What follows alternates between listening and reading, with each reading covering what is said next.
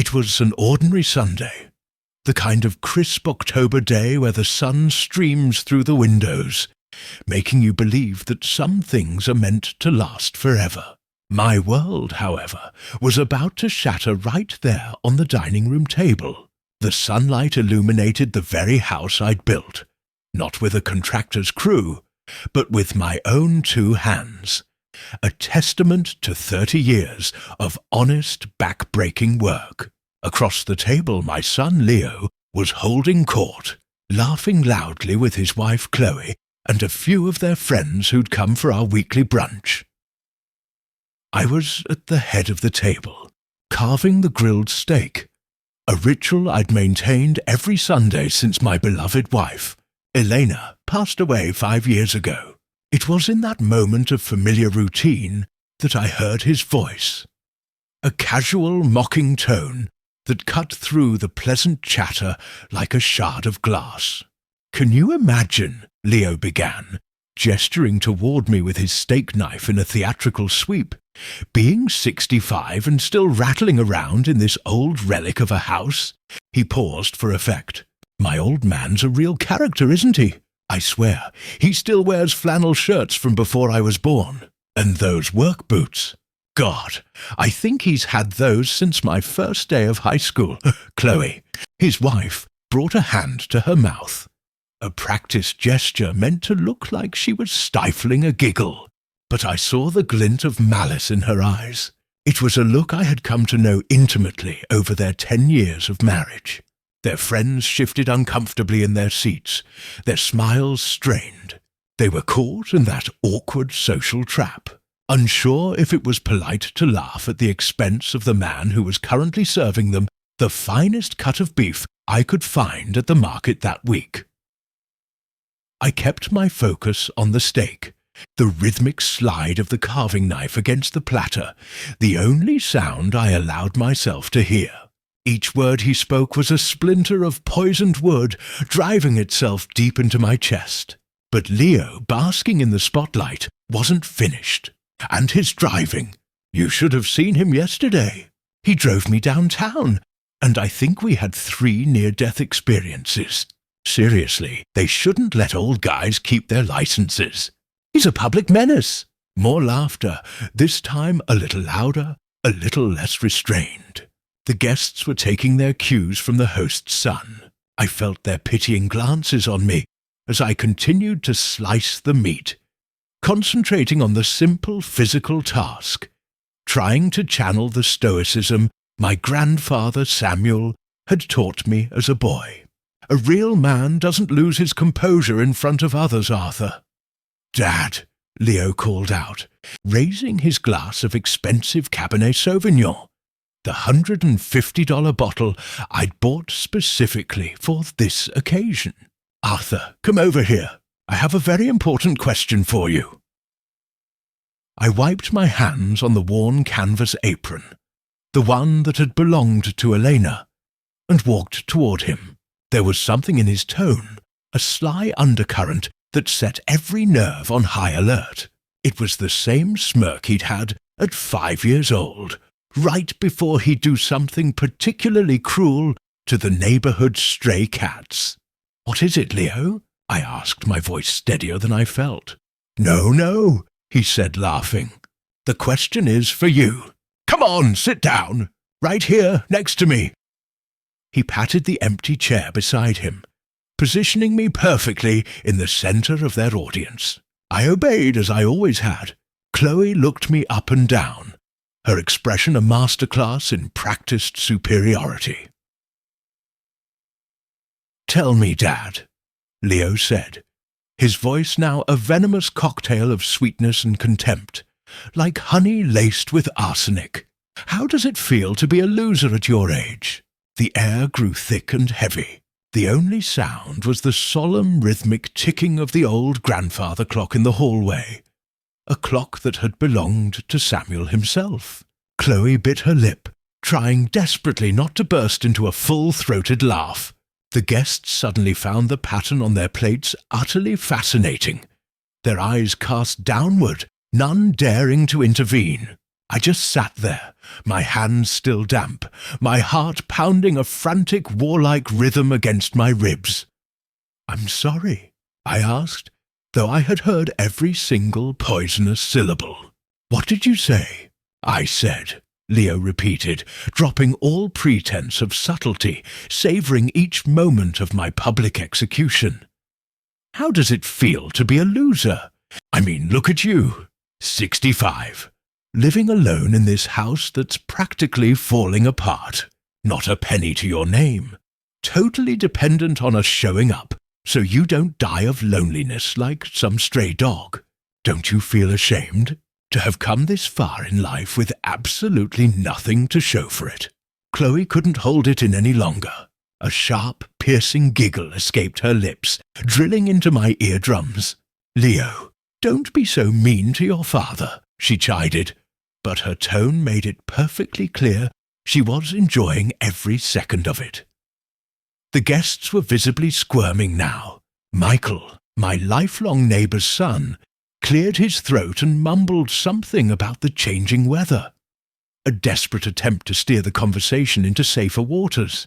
But Leo was on a roll. His performance was far from over. "No, I'm serious," he insisted, his eyes locked on mine. Eyes that had once looked at me with pure, innocent adoration. "I'm genuinely curious. How does it feel to reach the end of your life having achieved nothing? No money, no success, no real assets. Just a lifetime of so-called honest work. Don't you ever regret it? Don't you wish you'd been more ambitious? Smarter, more like me?" Each word was a calculated blow from a sledgehammer, aimed directly at the foundations of my self-worth, designed to break me in front of strangers. I felt the hot blood rush to my head, but beneath it something else was rising, something cold, precise, and dangerous. For 65 years I had learned to master my temper, especially with him. For 35 years I had swallowed his hurtful remarks, his monumental disrespect, a lifetime of ingratitude that would have shattered any other father. But that question, posed in my own home, while they ate my food and drank my wine, mocking the man who had sacrificed everything to give them the very life they were now flaunting, that was the final drop. The dam that had been building for decades finally broke. With a calmness that startled even me, I placed Elena's apron on the table. I walked to my chair at the head of the table, where my cloth napkin and my silver cutlery, my only true luxuries, were waiting. I sat down with the deliberate slowness of a man who has just made the most significant decision of his life. All eyes were on me. They were probably expecting me to hang my head, to absorb the humiliation like a scolded dog, just as I had always done. Instead, I looked at each of them one by one, taking my time until my gaze settled firmly on Leo. The silence was stretched so taut it was about to snap. Finally I spoke. "You know what, son?" I said, my voice as cool and clear as ice water. "Before I answer your very interesting question, allow me to ask you one of my own." Leo's brow furrowed. This was not the reaction he had anticipated. Chloe's smirk vanished completely. "How does it feel," I began, "to know that this loser is going to stop paying the mortgage on your house effective tomorrow morning?" The colour drained from his face as if I had struck him. Chloe sat bolt upright in her chair, her eyes wide, the gears in her mind furiously turning as she began to grasp the monumental shift that had just occurred. "How does it feel?" I continued, savouring each word like the finest wine. "To know that this loser is also cancelling the insurance on your luxury car, and the credit card I've been faithfully paying off every single month, and of course, the $4,000 I've been depositing into your account, like clockwork, every month for the last 10 years. Leo was utterly pale now, as if he'd seen a ghost. For the first time in his adult life, my son was speechless. Oh, and one more thing, I added, rising slowly from my chair as the guests stared, their mouths agape. If you really want to know how it feels to be a loser, just ask your wife in a few weeks, when the two of you are packing your bags to move back into her parents' basement. If you have ever been made to feel invisible by your own family, if the people for whom you gave everything treat you as less than nothing, then you will understand why that single moment changed the course of my life forever. After leaving my son speechless and his wife mentally calculating the fortune they had just lost, I turned and walked to my bedroom, the sound of the guests' awkward, silent departure fading behind me. Sitting on the edge of my bed, I picked up the framed photograph of Elena from my nightstand. In that quiet room, my mind drifted back, tracing the long, winding path that had led me to this breaking point. It all started long before Leo was even a thought, back when I was just 8 years old, living in this very house with my grandfather Samuel. My father had died in a factory accident, and my mother, overwhelmed and unable to cope, left me in his care.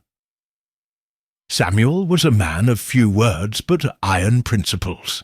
He was a master cabinet maker, a craftsman who had built this house with his own hands back in the 1940s. "Arthur," he'd say to me, his voice a low rumble over the hiss of sandpaper on wood in his garage workshop.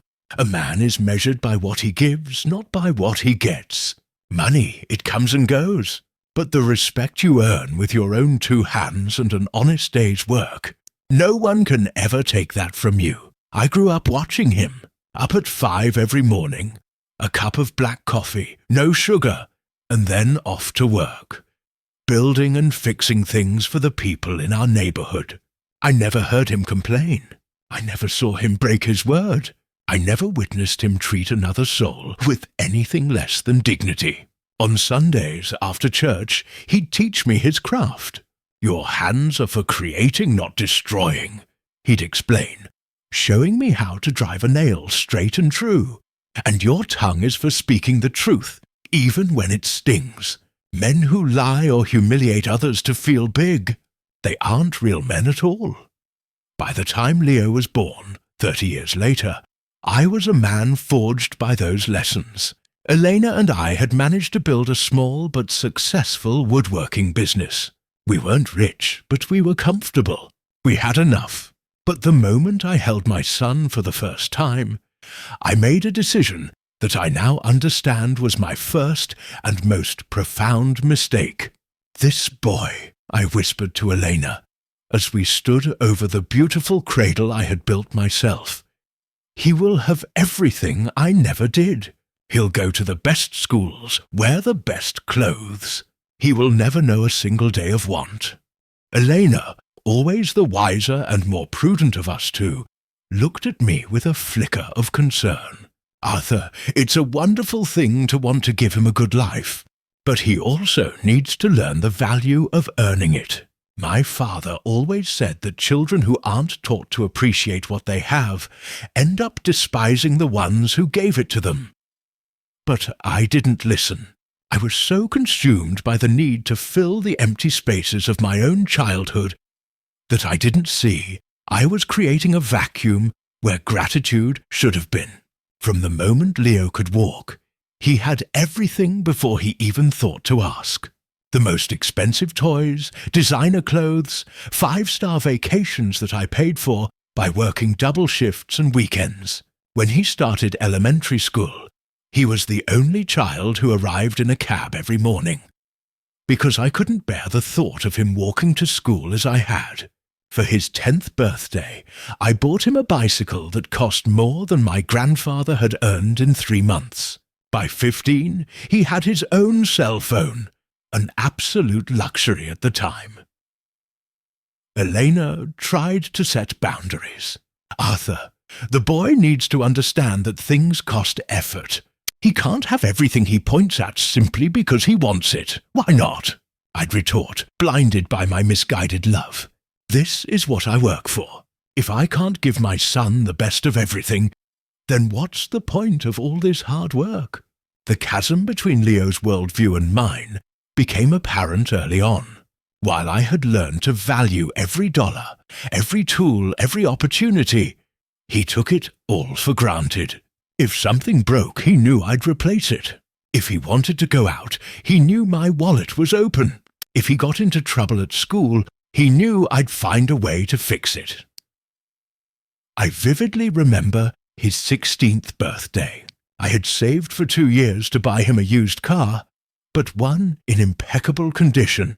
When he saw it parked out front with a giant red bow on the hood, his reaction was not what I'd dreamed of.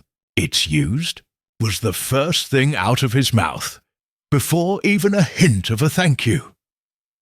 "Yes," I said, my heart sinking. "But it's in perfect shape. I checked it myself, replaced All my friends are getting new cars," he interrupted, that look of disdain already perfecting itself on his young face. "Couldn't you have just tried a little harder?" Elena, who had been watching from the doorway, walked over and delivered a slap so sharp it seemed to echo down the street. "Don't you ever speak to your father that way. That man works himself to the bone for you." But the damage was done. In Leo's eyes I saw something that chilled me to my core. There was no respect, no gratitude, only expectation. I wasn't his father. I was a vending machine for his whims, and my only purpose was to satisfy his endless desires. The university years were worse. He studied business at a prestigious private university that cost me a fortune every month, not including his housing, food, books, and, of course, his personal spending money, which was never a small amount. For those 4 years, I was up at 4 in the morning to get to job sites early. I worked every Saturday, every holiday. I took on projects other craftsmen turned down because they were too difficult or paid too little. All of it to keep my son at that university where, I would later learn, he was known mockingly as the carpenter's son. Elena got sick during Leo's final year. The diagnosis was cancer, and the doctors said she needed aggressive treatment immediately. I was faced with an impossible choice: pay for the chemotherapy or pay for my son's final semester. "Tell Leo to take a year off," Elena suggested from her hospital bed, her face pale but her mind still sharp. "His education can wait. My treatment can't." But when I explained the situation to Leo, his response was a dagger to my heart. "Dad, I can't stop now. I'm 3 months away from graduating. Mom will understand." She didn't get the chance. Elena passed away 6 months later. She had worked at a local library until the very end, because we couldn't afford the full course of treatment. Leo graduated with honors. I sat alone at the ceremony, my heart a hollow cavern in my chest, wearing my only decent suit, and watched my son accept his diploma without once scanning the crowd to find my face. That night, cleaning my tools in the workshop just as Samuel used to, I found a letter Elena had written before she died. With trembling hands I opened it. "My dearest Arthur," it began, "if you are reading this, it means I am no longer with you. I want you to know that I don't blame you for the choice you made. I know you thought you were doing the right thing by prioritizing Leo's education, but I also need you to know that our son is becoming someone I don't recognize. We loved him so much that we forgot to teach him how to love back. We gave him so much that he never learned the value of anything. Please, don't let him forget me as just the mother who died so he could get a piece of paper.